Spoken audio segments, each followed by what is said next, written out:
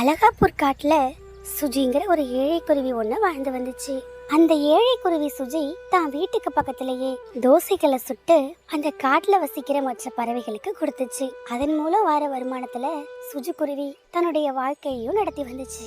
சுஜிக்கு அருண்புறான்னு ஒரு நண்பன் இருந்தான். அருண்புறா நல்ல மனசு கொண்ட பறவை. அருண்புறா கொஞ்சம் வசதியா இருந்துச்சு. அதே சமயம் கஷ்டத்துல இருக்கிறவங்களுக்கு உதவி செய்யணுங்கிற நல்ல எண்ணம் கொண்ட பறவையாகவும் இருந்துச்சு. அதனால அருண்புறா தன்னுடைய தோழி சுஜிக்கு தன்னால முடிஞ்ச உதவிகளை செய்யணும்னு ஆசைப்பட்டுச்சு. அதனால தான் வீட்டில் இருக்கிற மாவு அரைக்கிற இயந்திரத்தை பயன்படுத்தி தோசை மாவுகளை தயார் செஞ்சது. அதை தினமும் சுஜி கிட்ட கொடுத்தது.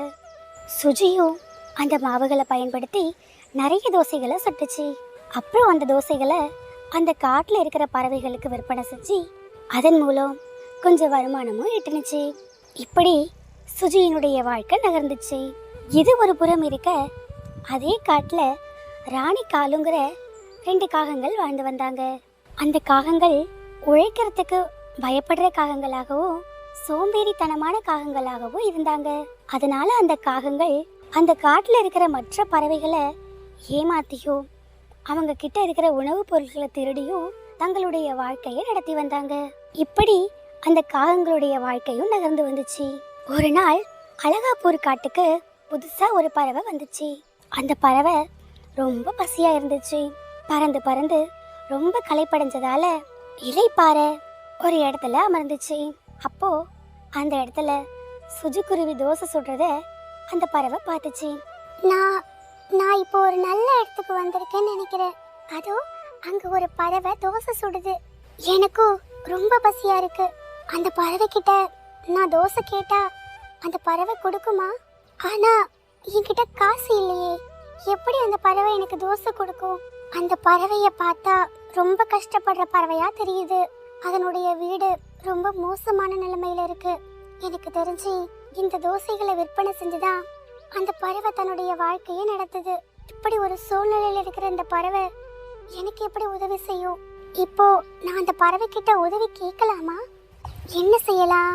இல்ல, என்னால இந்த பசியை தாங்க முடியல. நான் நிச்சயம் அந்த பறவை கிட்ட உதவி கேட்டுதான் ஆகணும். எனக்கு இப்போ வேற வழி இல்லை அப்படின்னு நினைச்ச அந்த குருவி சுஜி கிட்ட உதவி கேட்டுச்சு.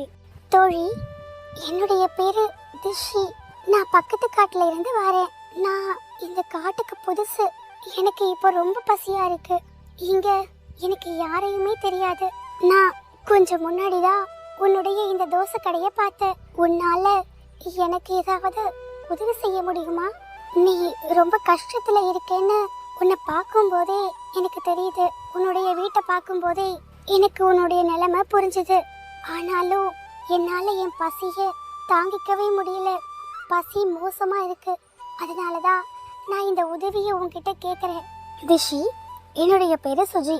உன் முகத்தை பார்க்கும்போதே நீ எவ்வளோ பசியில் இருக்கேன்னு எனக்கு புரியுது. நீ சொன்ன மாதிரி நானும் ரொம்ப கஷ்டத்தில் தான் இருக்கேன்.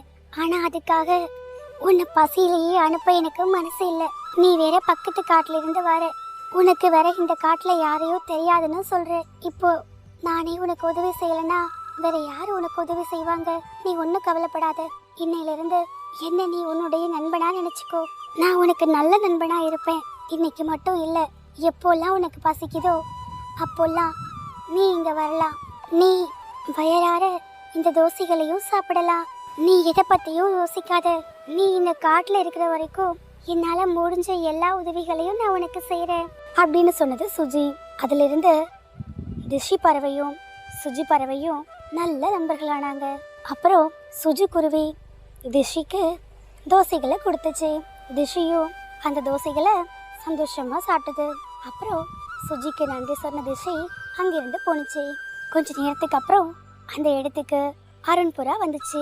சுஜி, உன்னுடைய வியாபாரம் எல்லாம் எப்படி நடக்குது? உன்னுடைய வியாபாரத்துல ஏதாவது மாற்றம் இருக்கா? இல்ல அருண், என்னுடைய வியாபாரம் வழக்கம் போல போயிட்டு இருக்கு. உன்ன மாதிரி ஒரு நல்ல பறவை எனக்கு நண்பனா இருக்கிறதால ஏதோ என்னுடைய வாழ்க்கை நகர்ந்துட்டு இருக்கு. வியாபாரம் ரொம்ப சிறப்பா இல்லைனாலும் வருத்தப்படுற அளவுக்கு ரொம்ப மோசமாகவும் இல்லை. என்கிட்ட வழக்கமா தோசை சாப்பிட்ற நிறைய பேர் இங்கதான் சாப்பிட்றாங்க. அதனால ஏதோ கொஞ்சம் வருமானம் எனக்கு கிடைக்குது. சுஜி, நீ ஒன்னும் கவலைப்படாத. கூடிய சீக்கிரமே உன்னுடைய வியாபாரம் இன்னும் பெருகும். நிறைய பேர் உன்கிட்ட தோசை சாப்பிட வருவாங்க. அதுக்கப்புறம் நீ பெரிய ஃபுட் ஸ்டால் ஒன்னு ஓபன் பண்ணலாம். இல்ல அருண், இப்போ நான் அதுக்கெல்லாம் ஆசைப்படல. என்னுடைய வீடு ரொம்ப மோசமான நிலைமையில இருக்கு. நம்ம காட்டுல மழைக்காலமும் ஆரம்பமாக போகுது. அதுக்குள்ள எப்படியாவது நான் இந்த வீட்டை சரி பண்ணணும். அப்பதான் இந்த மழைக்காலத்தை நான் கடக்க முடியும். மழை பெஞ்சா வீட்டுல தண்ணீர் தேங்கும். அது மட்டும் இல்ல, ஏதும் பலமான காத்து வந்துச்சுன்னா என் வீடு இடிஞ்சு போக கூட வாய்ப்பு இருக்கு. அதுக்கு முன்னாடி நான் எப்படியாவது அந்த வீட்டை சரி பண்ணி ஆகணும். அதுக்காக நான் கொஞ்சம் கொஞ்சமா பணம் சேர்த்துட்டு வரேன். அதை வச்சு சீக்கிரமா இந்த வீட்டை சரி பண்ண நினைக்கிறேன். சரி சுஜி, நீ ஒன்னும் கவலைப்படாத. உன்னுடைய நல்ல மனசுக்கு சீக்கிரமாவே நீ உன்னுடைய வீட்டை சரி பண்ணிடுவ. அருண், உன்னுடைய உதவிக்கும் உன்னுடைய நல்ல மனசுக்கும் அப்புறம் உன்னுடைய இந்த ஆறுதலுக்கும் நான் எப்படி நன்றி சொல்றதுனே தெரியல. நீ எனக்கு நண்பனா கிடைச்சதை நினைச்சு நான் ரொம்ப சந்தோஷப்படுறேன். இல்ல சுஜி, நீ ஒரு நேர்மையான மனசு கொண்டு நல்ல பறவை. உன்ன மாதிரி ஒரு நல்ல தோழி எனக்கு கிடைச்சதை நினைச்சு நானும் பெருமைப்படுறேன். இப்படி ஒருத்தர் மேல ஒருத்தர் ரொம்ப மரியாதையாகவும் அன்பாகவும் இருந்தாங்க. அப்புறம் அருண் புறா தான் கொண்டு வந்த மாவுகளை சுஜிக்கு கொடுத்தது. சுஜியும் தான் நண்பன் அருணுக்கு தான் கிட்ட இருந்த தோசைகளை கொடுத்தது. இப்படி ஒருத்தங்களுக்கு ஒருத்தர் அவங்களுடைய அன்பை பகிர்ந்துக்கிட்டாங்க. அந்த காட்டுல வசிக்கிற நிறைய பறவைகள் வழக்கம் போல அங்க வந்து தோசைகளை சாப்பிட்டாங்க. இப்படியே நாட்களும் ஓட ஆரம்பிச்சது. ஒரு நாள் திஷிக்குருவி சுஜி கிட்ட வழக்கம் போல தோசைகளை வாங்கினுச்சு. அந்த தோசைகளை எடுத்துட்டு போன திஷிக்குருவி அந்த தோசைகளை ஒரு மரத்தினுடைய நிழல்ல உட்காந்து அமைதியா சாப்பிட ஆரம்பிச்சது. அப்போ அந்த நேரத்துல அங்க ராணிக்காகவும் காலுக்காகவும் வந்தாங்க. காலு, அங்க பாத்தீங்களா, அங்க ஒரு குருவி தோசை சாப்பிட்டுட்டு இருக்கு. எனக்கு ரொம்ப பசியா இருக்கு. அது மட்டும் இல்ல, அந்த தோசையுடைய வாசனை என் மூக்க தொலைக்குது. எனக்கு இப்பவே அந்த தோசைகளை சாப்பிட்டாகணும். போங்க, சீக்கிரம் அந்த குருவி கிட்ட இருந்து அந்த தோசையை பிடிங்கிட்டு வாங்க. அந்த குருவி கிட்ட இருந்து அந்த தோசைகளை வாங்க முடியுமா? வாங்க முடியாது, வாங்க முடியாது. இந்த மாதிரி நீங்க டைலாக் பேசிட்டு இருந்தீங்க, வாங்கவே முடியாது. போங்க போங்க, போய் எப்படியாவது அந்த குருவியை ஏமாத்தி அந்த தோசையை பிடிங்கிட்டு வாங்க. இப்படி பேசிக்கிட்டு அந்த காகங்கள் திஷு குருவியை ஏமாத்தி அந்த தோசையை அங்கிருந்து எடுத்துட்டு போயிட்டாங்க. அடக்கடவுளே, எனக்காக இறக்கப்பட்டு சுஜி குருவி தோசை கொடுத்துச்சு. அந்த தோசையையும் இந்த திருட்டு காகங்கள் பிடிங்கிட்டு போயிட்டாங்களே.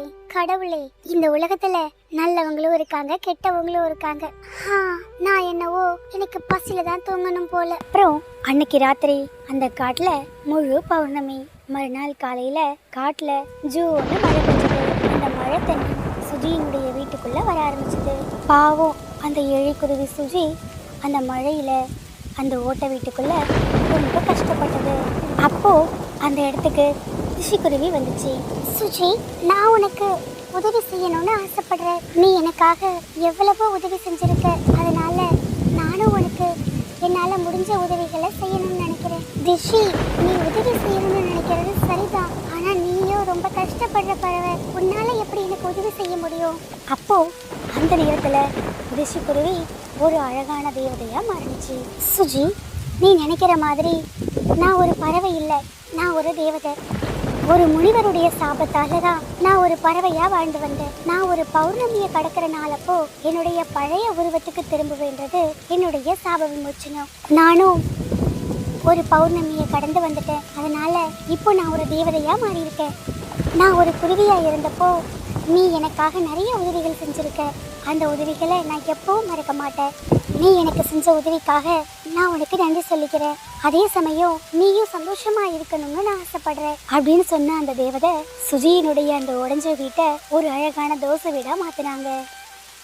சுஜி, நான் பசியில இருந்தப்போ நீ என்கிட்ட எந்த எதிர்பார்ப்பும் இல்லாம உன்னுடைய தோசைகளை கொடுத்து உதவி செஞ்ச.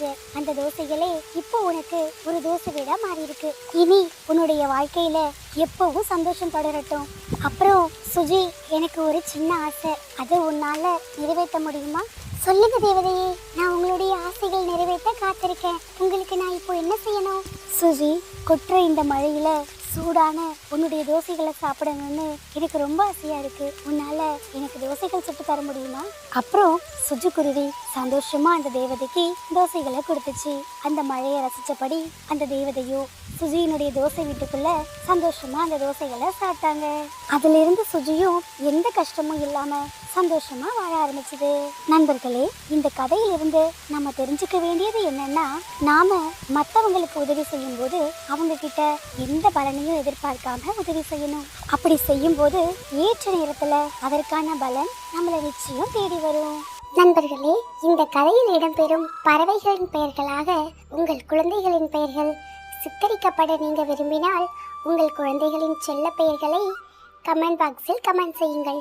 அடுத்தடுத்து வரக்கூடிய கதைகள்ல குருவிகளின் பெயர்களாக உங்கள் குழந்தைகளின் பெயர்கள் சித்தரிக்கப்படும் என்பதை மகிழ்ச்சியுடன் தெரிவித்துக் கொள்கிறோம். இந்த கதை உங்களுக்கு பிடிச்சிருந்ததுன்னா நம்மளுடைய சேனலை லைக் பண்ணுங்க, சப்ஸ்கிரைப் பண்ணுங்க, ஷேர் பண்ணுங்க. தேங்க்ஸ் ஃபார் வாட்சிங்.